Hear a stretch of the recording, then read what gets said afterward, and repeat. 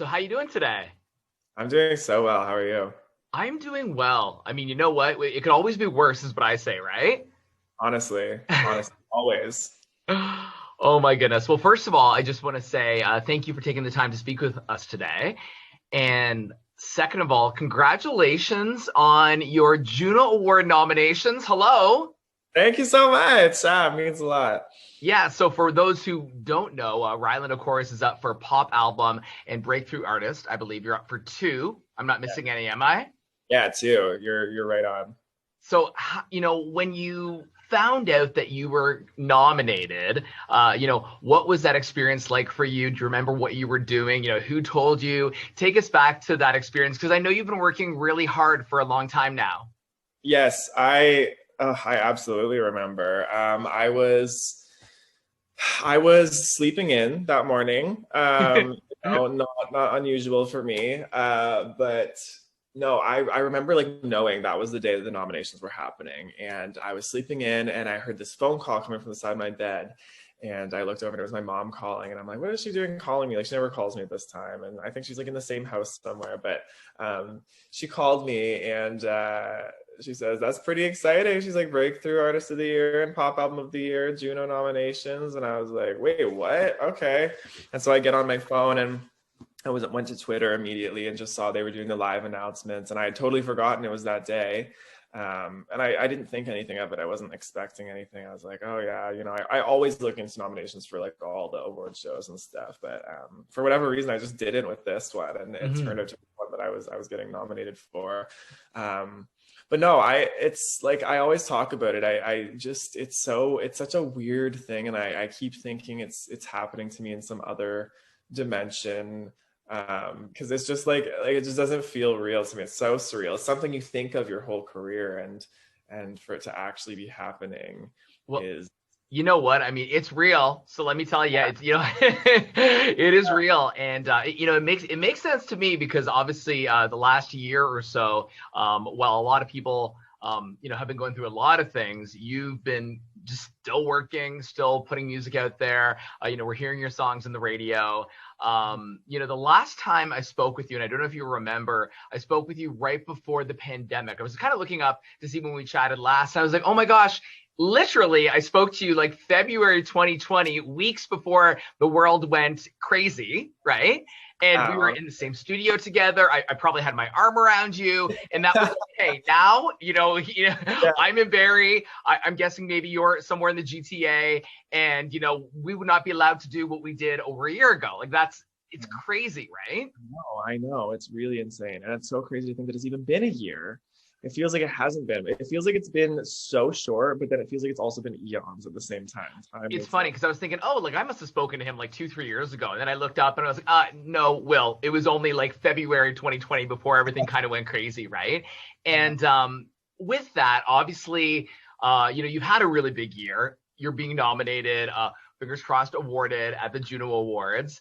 And how has it changed everything for you? Because not only obviously promoting and performing, but also even just being able to, you're a songwriter. And for those who don't know, even just to kind of have those songwriting sessions, promote the music, get out there and do the live music. How has that been really different for you in the last year or so?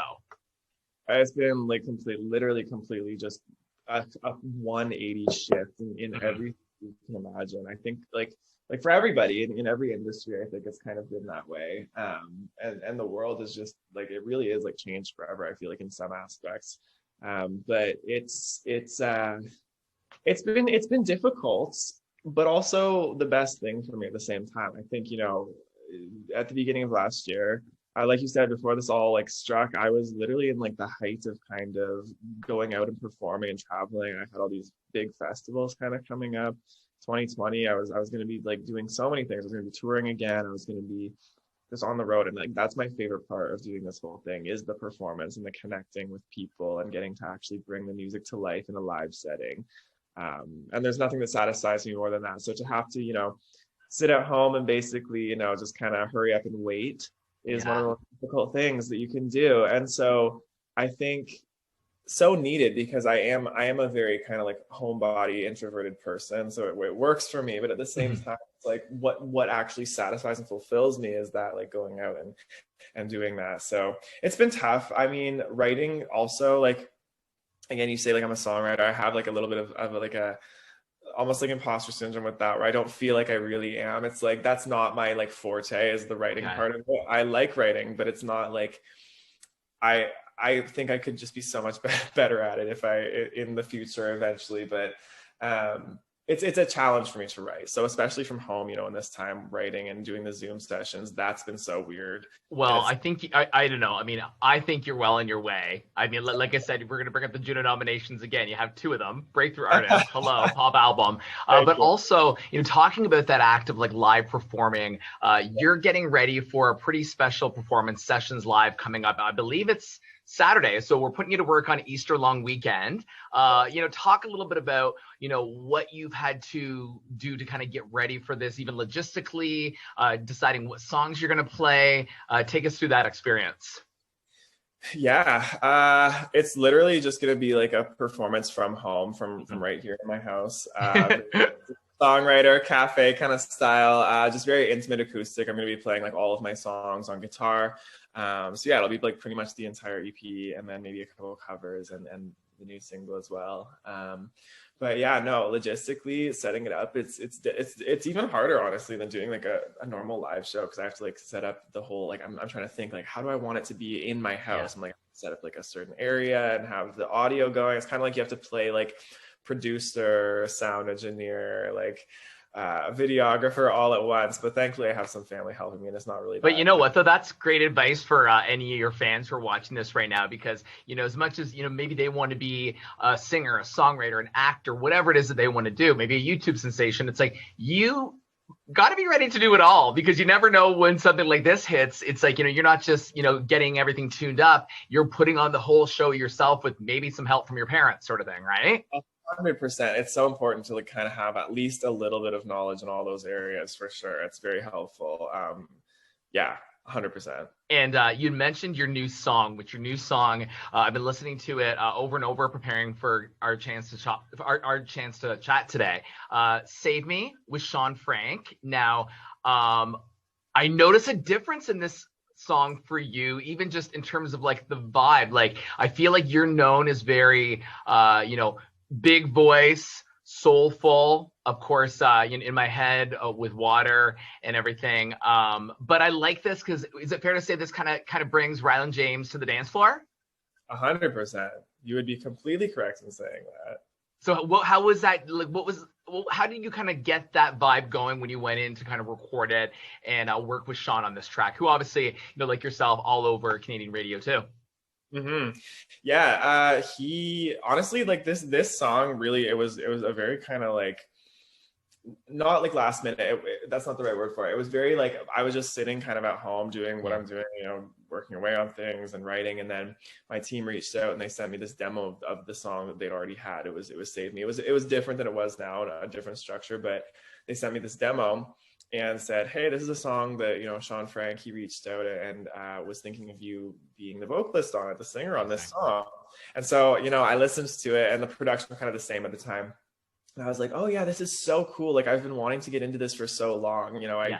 Like you said, I am very much kind of first like that organic, like gospel soul influence, but I've always loved dance music and that pop sound, and I've wanted to get into it.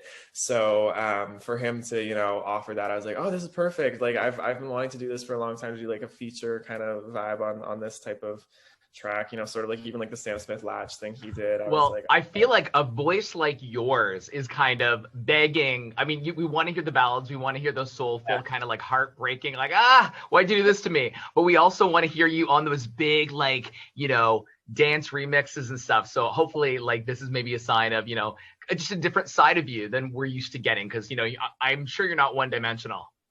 No, 100%. You're right. Like all of the music I've been writing lately is completely like it's like part two, not part two. It's like level two. I would say, in my own sense of like the last album that I did, or the last EP. Like it's very much kind of going more towards that. Maybe not that far, but like Yeah. it's more towards that sort of upbeat, more punchy kind of thing. So I'm excited. We like it. And the thing is that the other thing, you kind of touched upon this a little bit, but you're so connected with your fans and your followers on social media. And recently you came out as queer on your socials, which I remember when it happened because I follow you on social media, but then I actually had a couple other people being like, oh, like, did you see this? Did you see this? What do you think about this? Like, as someone myself in the LGBT community, just, thank you for doing that. Not just for, people who enjoy your music, but I know you have a lot of young fans. And it really does. I truly believe that it speaks volumes when someone as young as yourself, speaks out really so early on in the career about being, representing as someone who's queer and, sharing more of yourself. It was like I was crying reading your Instagram post and I was like, oh my gosh, I just kind of want to hug him. Can I ask you, what made you want to kind of share that really personal side of yourself right now? And then how did people react to it? Yes. It was like a very complex combination of things, I think. But when it all boils down to it, it was really just I intuitively had a gut knowing that it was time to do it. And I think the reason that I did it, and I battled back and forth with do I say this? Is this something important that I need to say? Because we always hope we get to a point in a world where you don't even have to say anything, or you don't even have to care, because it's expected that everybody is their own thing. But for me, growing up in the situation I did, I wrote about it in the post. I touched on it a little bit, kind of just like always feeling very guilty and ashamed of who I was, and feeling like it was something wrong that I had to change, that I had to be different, that I had to put on an act of something completely not what I was, and being completely blind to who I was for so long. I just felt like it was so important for me personally, even if it's just for people in this area that I live in, like in this kind of small town conservative area. I just want all the kids and all the people who are growing up the way that I did, where maybe they're feeling that way, maybe they're battling some things. I just want them to have an example of somebody who's like from here or from an area like this and was able to, kind of do something and also just be like somewhat successful with Absolutely. that authenticity and be able to show that like you can succeed in the world being these people and being this way. And it should be more normalized, I think. And the more people that kind of are open about it and are not ashamed of it and are just real about it, it's like, it just becomes a normal thing and it becomes part of the culture and stuff. So I think that's so important to do. And I thought, I don't know why specifically this time. I think just this last year, I've really been, just by sitting at home and not having the influence of other people on me. I've been honestly, the way I look at it, and I don't know if you feel the same way, but I feel like you going out of social media, someone who is, you're an artist, you're putting songs out there, very public life. It's a good thing that you feel that you want to share this. Like, people want to hear these good news stories. And to me, I look at that as like, okay, here's someone who is 100% comfortable in his skin or their skin enough to kind of put themselves out there and share that. And I always say, like, when I have other conversations with people who've done that, you're just helping so many people. Like, you're helping so many of your fans and your followers who watch you and listen to you. So I hope that you've received nothing but love and support, because that's what you deserve. Thank you so much. That means a lot. Yeah, no. You're completely correct. Yeah, absolutely. Happy to hear that. Happy to hear that as well. Well, you know what? Thank you for your time today. I want to say, of course, remind people you can still, make sure that you're watching your Sessions live show on Saturday. I believe you put all that information out in your socials too, right, Ryland? And yeah, the link is in my socials, on my website, everything. Yeah. And good luck at the Junos. We're going to watch you kick some butt. Thank you so much. Means a lot. Yeah, always great chatting. You too. Okay, take care. All right, take care. All right.